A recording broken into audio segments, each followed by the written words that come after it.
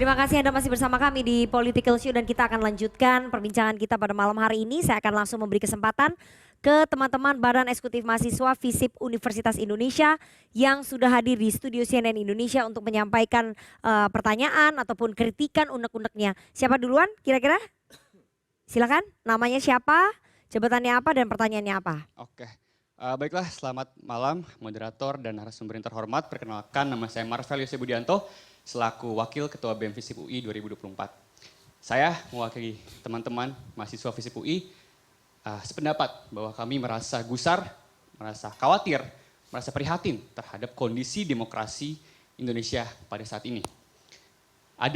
Saya kurang setuju terkait dengan pernyataan Mas Uki tadi bahwasannya kondisi demokrasi di Indonesia saat ini sedang baik-baik saja.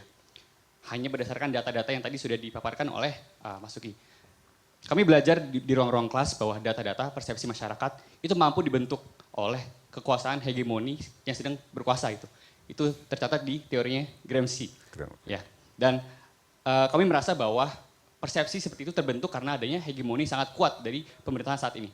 Salah satu kontribusi utama dari kekuatan dan hegemoni pemerintah saat ini adalah praktik-praktik politik klientelis yang masih sangat mendarah daging di sendi-sendi perpolitikan Indonesia. Oke. Oleh karena itu, saya mewakili teman-teman ingin bertanya kepada masing-masing narasumber terkait pandangan, komitmen dan juga langkah konkret dari masing-masing paslon menanggapi dan juga melawan praktik-praktik politik klientelis. Karena kami percaya bahwa tanpa adanya pengakuan secara resmi terkait dengan praktik politik klientelisme, maka demokrasi di Indonesia tidak akan bergerak kemana-mana. Dan hanya akan terjebak di ruang-ruang praktik politik klientelis itu. Sekian dan terima kasih. Baik, satu lagi. Oke, silakan.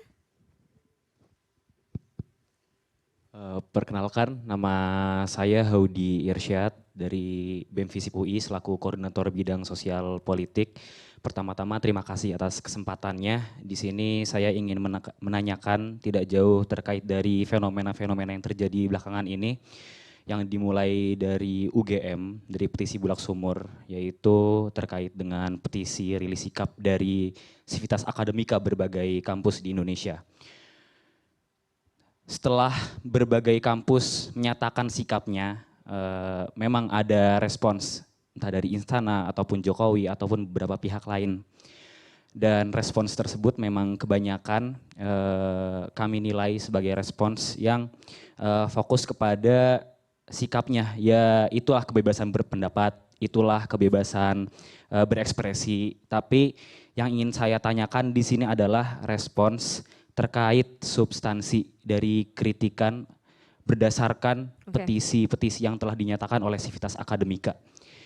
Dari sini saya berharap ada respons terhadap substansinya, tidak hanya terhadap sikapnya. Karena itu yang kita perlu ketahui lebih lanjut, apakah poin-poin tuntutan-tuntutan yang ada di petisi dari berbagai kampus, bagaimana pandangan dari ini spesifik untuk dari tim Paslon 02, namun juga boleh direspons oleh tim lain. Terima kasih. Baik, terima kasih. Jadi silakan dari Paslon 1 dulu, politik yang tadi. Ya, patron dan klien memang tidak bisa dihindari, tetapi pertanyaannya, apakah itu dilakukan dengan etika dan moral atau tidak? Klientelisme. Setiap orang itu punya moral hazard. Ketika dia seorang anak maju, sudah pasti ayahnya akan mendukung. Tetapi harus konsisten. Jangan dari awal dibilang nggak cukup umur, belum cukup matang, tapi tiba-tiba mencalonkan diri. Lalu mengatakan doa restu.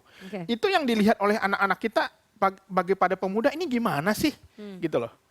Dulu katanya nggak bagi-bagi jabatan, tiba-tiba bagi-bagi jabatan. Contohnya itu ya. Jadi ada banyak sekali contoh-contoh di era kepemimpinan Pak Jokowi ini, presiden kita, yang dimana dia tidak konsisten. Dan dengan santainya dia berubah gitu loh. Kalau teman-teman PSI berubah dari dulu mengatakan Prabowo pembohong menjadi mendukung, itu biasa. Ya, karena mereka belum menjadi presiden. Tetapi kalau seorang presiden,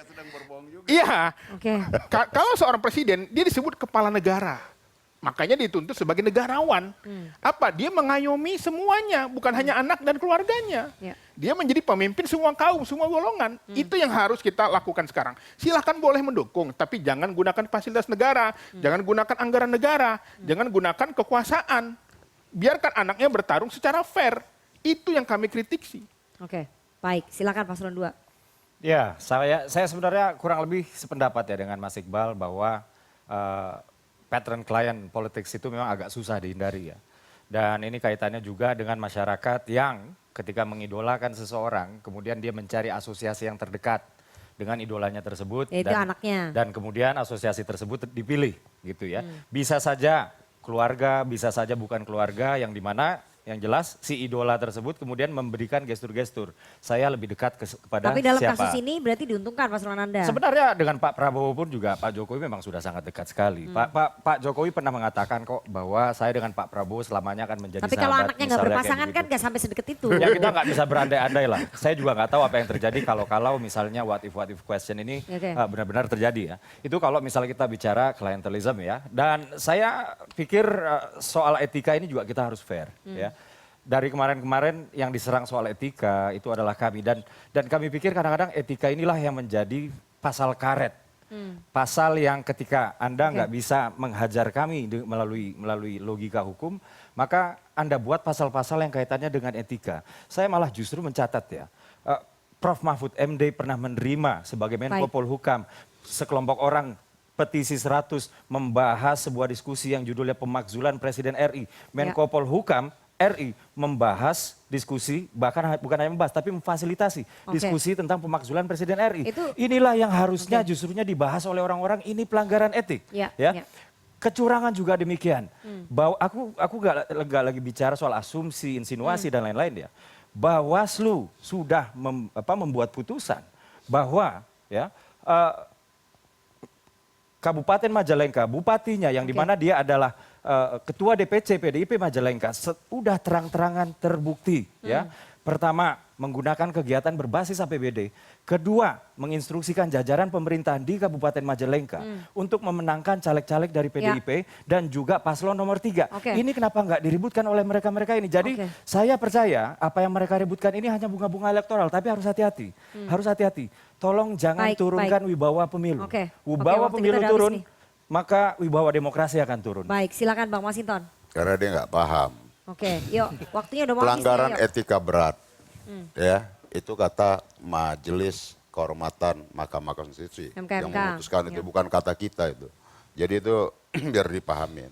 Kemudian DKPP tadi hari ini. Jadi apa yang disampaikan oleh teman-teman mahasiswa tadi sangat relevan dalam konteks hari ini. Gramsci itu menyatakan itu bagaimana dominasi dan hegemoni negara itu coba dibangun oleh penguasa, ya. Itu tadi approval rating itu bagian dari menghegemoni ya alam pikir masyarakat bahwa ini disukai, sesuatu yang semu tadi. Kemudian ketika itu menghegemoni maka dia ingin kekuasaan bisa berperilaku apapun. Nah, hari ini maka ya hari ini kalau kita lihat persoalan apa yang disampaikan oleh akademisi, ini bukan persoalan yang biasa. Ini harus segera apa yang disampaikan oleh akademisi, hentikan kecurangan, hentikan, jangan dijawab normatif. Karena ini tadi menyangkut legitimasi pemilu, ini akan bergulir menjadi bola salju, dan anak-anak muda ini, teman-teman mahasiswa, harus menjadi bagian dari sejarah, ciptakan sejarah seperti kami dulu tahun 98. Situasinya seperti hari ini. Teman-teman harus menjadi bagian dari sejarah demokrasi di generasi 2024 ini, mengawal dan menjaga serta memperjuangkan demokrasi ini dari kangkangan orang-orang yang gila kekuasaan dengan menafikan etika dan moral publik itu. Waktu yang akan menjawab, Mas Umam, singkat saja ya, apa dampaknya nih kalau misalnya krisis kepercayaan terus berlanjut, selain delegitimasi pemilu apa nih? Kalau misalnya krisis kepercayaan terhadap Presiden Jokowi terus berlanjut dan meluas begitu, bukan hanya di kalangan kelas menengah berpendidikan, tapi bisa sampai ke bawah. Ya kita, kalau misal kemudian ini bisa diamplifikasi dengan penetrasi yang lebih dalam, terutama kepada segmen kelompok menengah terdidik, kemudian juga masuk ke masyarakat bawah, jangan sampai kemudian ada sebuah gerakan politik yang cukup masif yang kemudian mencoba untuk mendongkel Pak Jokowi di sisa terakhir. kita Tapi kan kalau dilihat ya kita berharap tidak ada kemudian sikap sebuah elit kayaknya nggak sampai tuh ke situ. Iya, kalau misal kita cermati per hari ini, tetapi kan dinamika akan terus bergerak. Oke. Maka kemudian yang disampaikan oleh teman-teman akademisi, para profesor, itu adalah sebuah early warning system. Kalau misal tadi menggunakan pendekatannya Gramsci, itu adalah apa yang dilakukan oleh organic intellectualism itu. Jadi intelektual organik. Jangan sampai kemudian apa yang kemudian terjadi saat ini misalnya, ada pelanggaran, didiamkan, dan Baik. juga kita mendiamkan proses itu, Baik. maka kemudian akan lahir apa yang disebut Oke. dengan populist authoritarianism. Oke. Kita tidak ingin itu terjadi Ya. dan ini menjadi wake up call secara moral, secara politik bagi siapapun, wabil khusus Ya. kepada Pak Jokowi supaya Baik. husnul khotimah secara politik. Baik. Jangan sampai juga ini guru-guru besar semuanya udah pada ngomong, ternyata tiba-tiba elitnya bersatu di ujung ya.